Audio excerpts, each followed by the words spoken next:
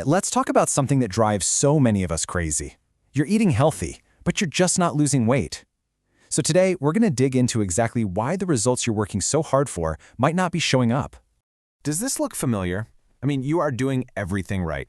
You're swapping junk food for salads, you're buying all the good-for-you stuff, but that number on the scale, it just will not move. It is so frustrating. But trust me, you are not alone, and there are some really clear reasons why this happens.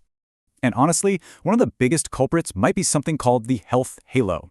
It's this wild psychological trick our brains play on us, and it's kind of the key to this whole puzzle, so stick with me here.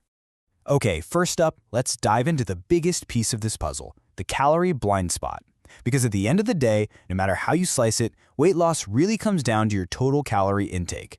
This is such a big one. We see foods like nuts or olive oil or that crunchy granola, and our brain just screams health. And yeah, they're super nutritious, but they pack a serious calorie punch in a tiny little package. It is so easy to add hundreds of extra calories without even thinking about it, which can totally knock you out of a calorie deficit.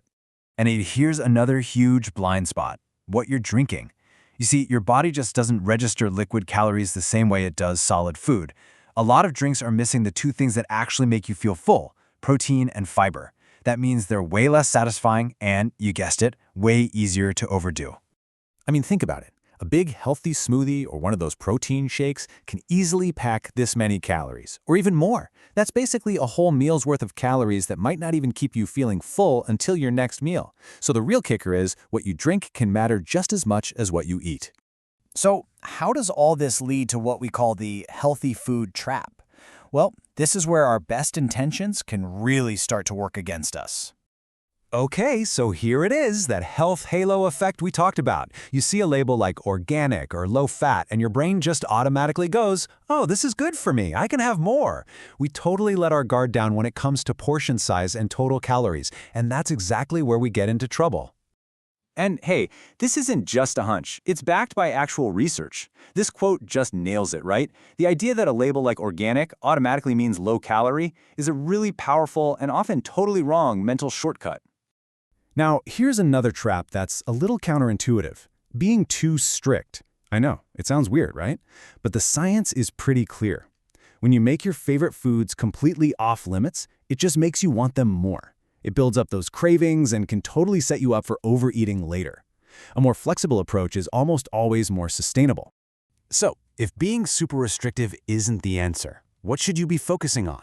Well, this brings us to the fullness factor. This is where you can make your diet really work for you. And you've got two best friends in this fight: protein and fiber.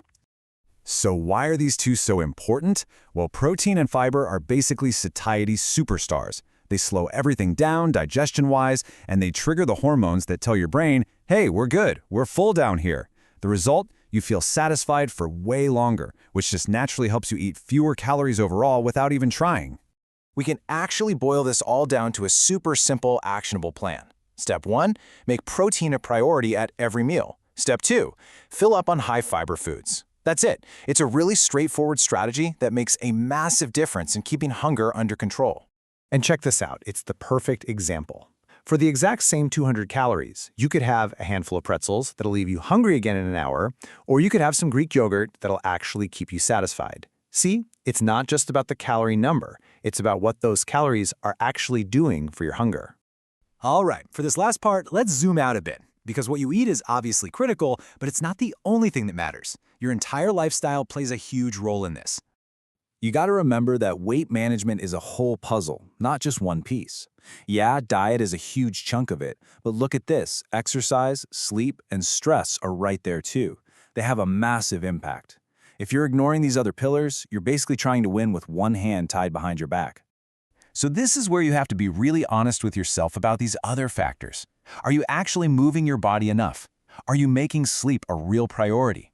How are you handling stress? And are you maybe relying a little too much on takeout, where portion sizes and hidden calories can get out of control? Any one of these things can quietly sabotage all your hard work. So let's just end with this thought. Maybe we need to shift our whole goal. Instead of just chasing this vague idea of eating healthy, what if the real goal is to start eating smarter, to really understand calorie density, to use protein and fiber to your advantage, and to be aware of all the lifestyle factors that truly drive results? Now that is the key takeaway here. Thanks for tuning in.